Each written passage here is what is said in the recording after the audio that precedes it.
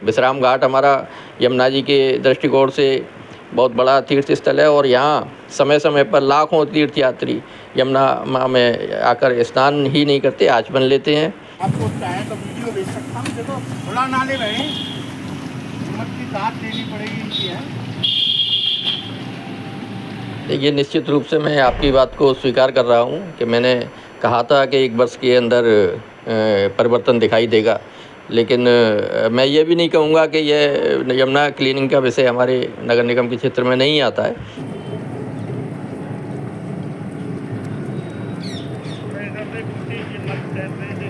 हमारे एक नाला अपर स्ट्रीम में है ज़रूर, उस नाले की हम व्यवस्था कर रहे हैं, बहुत शीघ्र उस नाले को टेप किया जाएगा।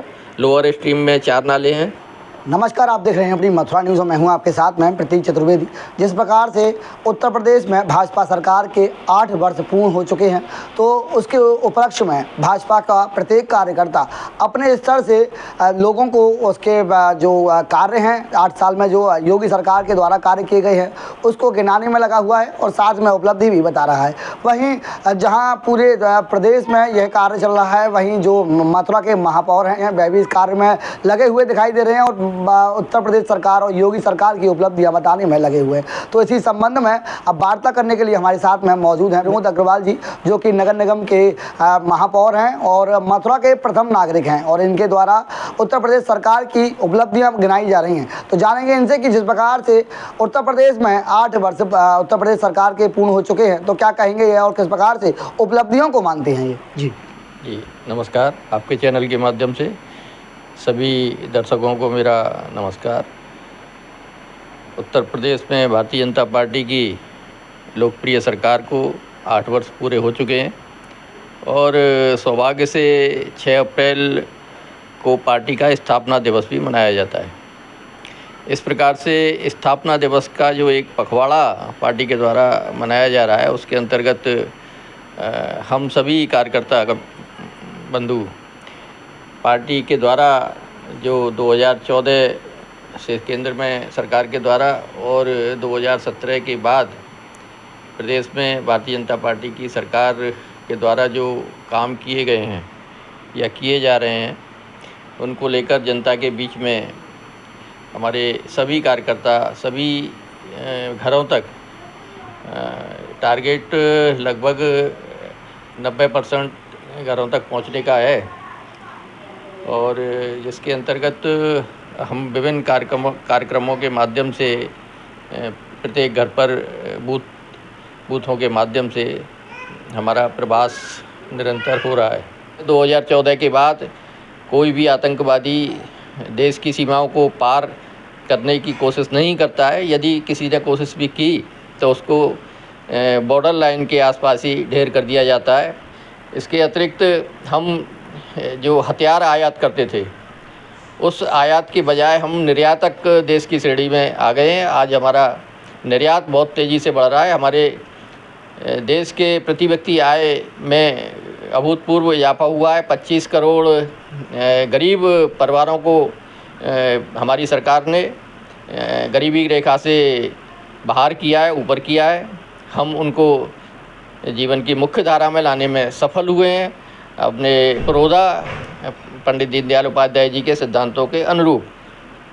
इसके अलावा भी अनेक योजनाएं, जैसा कि आप जानते हैं और समय समय पर हम बताते रहते हैं कि आवास के अलावा प्रत्येक घर में बिजली उपलब्ध कराना, प्रत्येक घर में मुफ्त गैस उपलब्ध कराना हमारे प्रधानमंत्री जी का और हमारे मुख्यमंत्री जी का संकल्प है कि कोई भी व्यक्ति देश में रोटी के बिना भूख के कारण न मरे, भूख के कारण परेशान ना हो। और उत्तर प्रदेश में जहां 4 एयरपोर्ट केवल काम कर रहे थे भारतीय जनता पार्टी की सरकार से पहले, इस समय 16 एयरपोर्ट चालू हैं, ऑपरेशनल हैं और इसके अलावा निरंतर ऐसे एयरपोर्ट्स की संख्या बढ़ाई जा रही है। ये वाटरवेज के द्वारा भी हमारा काम निरंतर चालू है।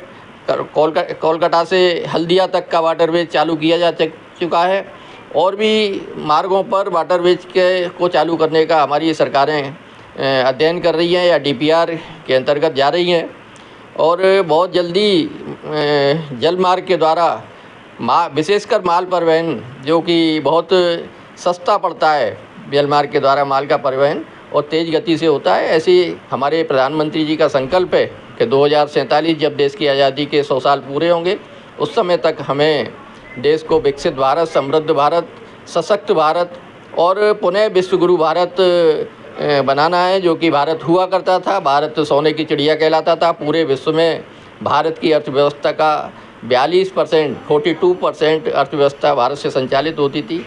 उस अचीवमेंट को पुनः प्राप्त करने के लिए भारतीय जनता पार्टी की सरकार है निरंतर काम कर रही है। हमारा कार्यकर्ता 24 घंटे सातों दिन निरंतर परिश्रम में लगा हुआ है भारत को विकसित भारत बनाने के लिए। मैं आशा करता हूं कि निश्चित रूप से हम अपने प्रधानमंत्री जी के नेतृत्व में, अपने मुख्यमंत्री जी के नेतृत्व में अपने इस अचीवमेंट को प्राप्त करेंगे और भारत सशक्त होगा, समृद्ध होगा, विश्वगुरु होगा। ऐसा मेरा पूरा भरोसा है। भाई मेयर साहब, मैं आपसे ये जानना चाहूँगी, जिस प्रकार से मथुरा के विकास में आपकी महत्वपूर्ण भूमिका रहती है, मथुरा के विकास के लिए मुख्यमंत्री जी भी चिंतित हैं और मथुरा का विकास कहीं दिखाई भी दे रहा है। लेकिन अगर बात की जाए, जिस प्रकार से आप पूर्व में महानगर अध्यक्ष भी रह चुके हैं, उसके बाद में आप मेयर पद पर आसीन हैं और लोगों के द्वारा ये कहा जा रहा है कि जब आपने शपथ ली थी तो आपने कहा था कि 1 वर्ष के कार्यकाल में मैं माँ यमुना को शुद्ध करने का कार्य करूँगा। माँ यमुना को लेकर आपने जब बयान दिया, माँ यमुना के प्रति आपकी काफ़ी आस्था है, यमुना पर कार्य करते भी आप दिखाई देते हैं। लेकिन बात की जाए माँ यमुना की तो स्थिति जस की तस बनी हुई है, गंदगी जहाँ की तहाँ बनी हुई है। लोगों के द्वारा ये कहा जा रहा है कि दिल्ली में कार्य चल रहा है, लेकिन जो मथुरा में नाले गिर रहे हैं उन पर किस प्रकार से टेपिंग का कार्य किया जाएगा? देखिए, निश्चित रूप से मैं आपकी बात को स्वीकार कर रहा हूं कि मैंने कहा था कि 1 वर्ष के अंदर परिवर्तन दिखाई देगा। लेकिन मैं ये भी नहीं कहूँगा कि यह यमुना क्लीनिंग का विषय हमारे नगर निगम के क्षेत्र में नहीं आता है।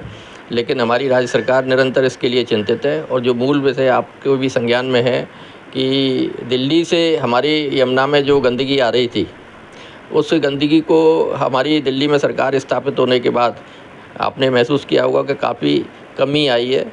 हमारे एक नाला अपर स्ट्रीम में है ज़रूर, उस नाले की हम व्यवस्था कर रहे हैं, बहुत शीघ्र उस नाले को टेप किया जाएगा। लोअर स्ट्रीम में 4 नाले हैं। लेकिन फ़िलहाल जिस प्रकार से दिल्ली में यमुना की सफाई हुई है, अभी हालांकि पूर्ण रूप से उसकी सफाई होने में समय लगेगा, 2 साल का समय हमारे प्रधानमंत्री जी ने कहा है कि 2 साल लगेंगे। लेकिन सफाई का काम निरंतर चालू है और मथुरा में भी हम उसी पैटर्न पर सफाई मेरे ख्याल में 1 महीने में प्रारंभ करने वाले हैं।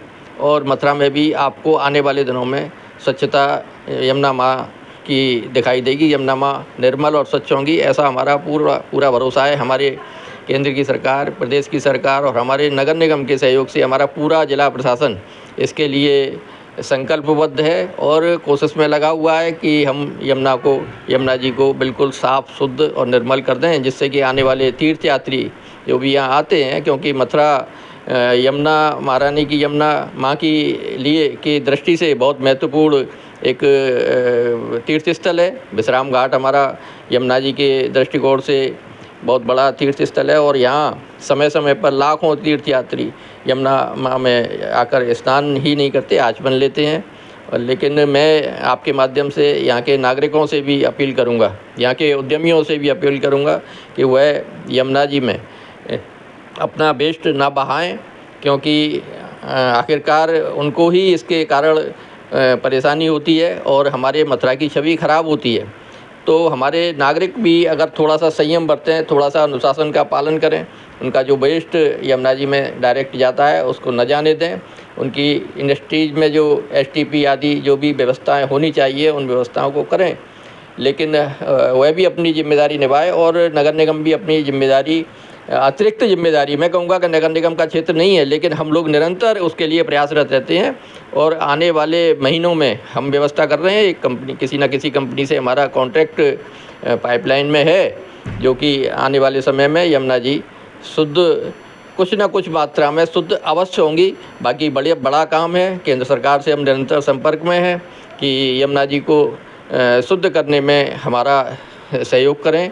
और केंद्र सरकार का भी संकल्प है, हमारे प्रधानमंत्री जी का भी संकल्प है कि यमुना जी को पूरी तरीके से शुद्ध और निर्मल किया जाएगा। वहीं आपके द्वारा एक अभी जिस प्रकार से वृंदावन के विकास के लिए एक महत्वपूर्ण भूमिका निभाई गई, जिसमें आपका एक पहले भी प्रस्ताव था कि मथुरा से झूला पुल पल्ली पार के लिए प्रस्तावित है। आपके द्वारा इसका पहले जब महानगर अध्यक्ष थे तब आपके द्वारा इसका समर्थन किया गया। आप खुद जो उस समय पदाधिकारी थे उनसे मिलने पहुँचे, लेकिन अब जब मथुरा वृंदावन के विकास की बात आती है तो वृंदावन का विकास जब चारों ओर दिखाई दे रहा है तो मथुरा का विकास क्यों वंचित है अभी? नहीं, ऐसा नहीं है प्रतीक जी। हम मथुरा वृंदावन को अलग करके मानते ही नहीं है। मथुरा वृंदावन एक नगर निगम क्षेत्र है और उसको अलग अलग करके नहीं देखा जा सकता। न विकास की दृष्टि से कोई अलग योजनाएं होती हैं। हम मथुरा का भी समग्र विकास के लिए प्रयासरत हैं और वृंदावन के भी समग्र विकास। वृंदावन में तीर्थयात्री अत्यधिक मात्रा में आता है, आप भी जानते हैं, और इसके लिए हम वृंदावन के डेवलपमेंट के लिए हमारे मुख्यमंत्री जी भी पूरी तरीके से प्रयासरत, चिंतित तो हैं ही लेकिन प्रयासरत भी हैं और निरंतर काम किया जा रहा है। मथुरा में भी निरंतर काम किया जा रहा है। आप देख रहे हैं कि श्री कृष्ण जन्म स्थान के पास सीएम ग्रेड योजना के माध्यम से लगभग 20 करोड़ रुपए की एक डेवलपमेंट की योजना चालू है। इसके अतिरिक्त 4 रोड और हमारी सीएम ग्रिड के अंतर्गत सैंक्शन हो चुकी हैं। उसके लिए भी शीघ्र पैसा आने वाला है। बीएसए रोड पर जल भराव के लिए 90 करोड़ रुपए का एक प्रस्ताव हमारा गया हुआ है। शीघ्र ही प्रस्ताव भी सैंक्शन हो गया जाएगा तो वह जल भराव की समस्या का भी समाधान हो जाएगा। इसके अलावा विश्राम घाट पर या स्वामी घाट पर एक हैंगिंग ब्रिज का प्रस्तावित है और घाटों को बनाने के लिए, रिवर फ्रंट बनाने के लिए भी हमारा तीर्थ विकास परिषद के माध्यम से एक फंड सैंक्शन हो चुका है और वह भी कार्य शीघ्र प्रारंभ हो जाएगा। कंसकिले तक इस रिवर फ्रंट और सामने यमुना पार के क्षेत्र में भी रिवर फ्रंट का निर्माण होने जा रहा है। लेकिन सरकारी योजना है, आप समझते हैं कि समय लगता है, लेकिन 2017 के पहले का मथुरा और 2017 के बाद का मथुरा आप स्पष्ट महसूस करेंगे कि ज़मीन आसमान का फ़र्क है। आज हमारी रोड स्मूथ हैं, कहीं एक दो चार जगह गड्ढे हो सकते हैं, मैं स्वीकार करता हूँ। वह भी हमारी लापरवाही कह लीजिए या हमारे नागरिकों की लापरवाही कह लीजिए, मैं उसको अपनी मानता हूँ गलती, कि हमारी गलती है नागरिकों के पार्ट पर। लेकिन उसके अलावा हमारी सारी सड़कें स्मूथ सड़कें हैं। स्वच्छता की दृष्टि से भी हमारी नगर निगम क्षेत्र सर्वोच्च स्थान पर है, बहुत ऊपर के स्थान पर है और अन्य सभी योजनाएं भी निरंतर चालू हैं। यहाँ गंगा जल की पाइपलाइन का भी निर्माण हो रहा है, बिछाया जा रहा है और बहुत जिम्मेदारी के साथ हम मथुरा नगर निगम क्षेत्र में भी गंगा जल आए उसके लिए प्रयासरत हैं। अभी भी दिशा की मीटिंग हुई थी, उसमें भी हमने इसकी चर्चा की थी डीएम साहब के साथ, सारे अधिकारियों के साथ, माननीय सांसद हेमा मालिनी जी के साथ, तेजवीर सिंह जी के साथ, और निश्चित रूप से हम मथुरा वृंदावन नगर निगम क्षेत्र में गंगा जल की भी आपूर्ति चालू करवाएंगे, ऐसा हमारा संकल्प है। वहीं जिस प्रकार से आपने कहा कि वृंदावन में लाखों की संख्या में श्रद्धालु आते हैं, वहीं जो मुख्यमंत्री जी हैं उनका भी लगातार पर्यटक को बढ़ावा देने के लिए कार्य किया जा रहा है। उनके द्वारा जगह जगह ऐसे पिकनिक पॉइंट बनाए जा रहे हैं जहां यात्री घूमने आए और साथ में एंजॉय भी करे। वहीं अगर बात की जाए मथुरा की, जहाँ वृंदावन से मथुरा यात्री आता है तो वहाँ जाम में ही जूझता नजर आता है। मथुरा में एकमात्र श्री द्वारकाधीश जी का मंदिर है, वहाँ लगभग जाम ही लगा रहता है। वहाँ रोड सकरा है, उसके लिए कोई कार्य नहीं हो रहा है। वृंदावन के बांके बिहारी कॉरिडोर के लिए बात हो रही है, लेकिन वृंदावन के बाद में जब मथुरा की बात आती है तो यहाँ द्वारकाधीश जी की यहाँ पे गली सकरी हैं, उसके लिए कोई डेवलपमेंट की बात नहीं हो रही है। तो आप कह रहे हैं मथुरा वृंदावन अलग नहीं है, हम कह रहे हैं मथुरा वृंदावन अलग नहीं है, लेकिन जब यात्री आते हैं तो उनको ये साफ दिखाई देता है कि वृंदावन और मथुरा में अंतर बना हुआ है। तो मथुरा के लिए किस प्रकार से अब कार्य किया जाएगा? देखिए, एक तो मथुरा द्वारकाधीश जो हमारे ब्रज के मुख्य देवता हैं, उनके लिए एक पैदल पथ कोतवाली रोड से यहाँ आता है, उसके निर्माण के लिए भी योजना प्रस्तावित है।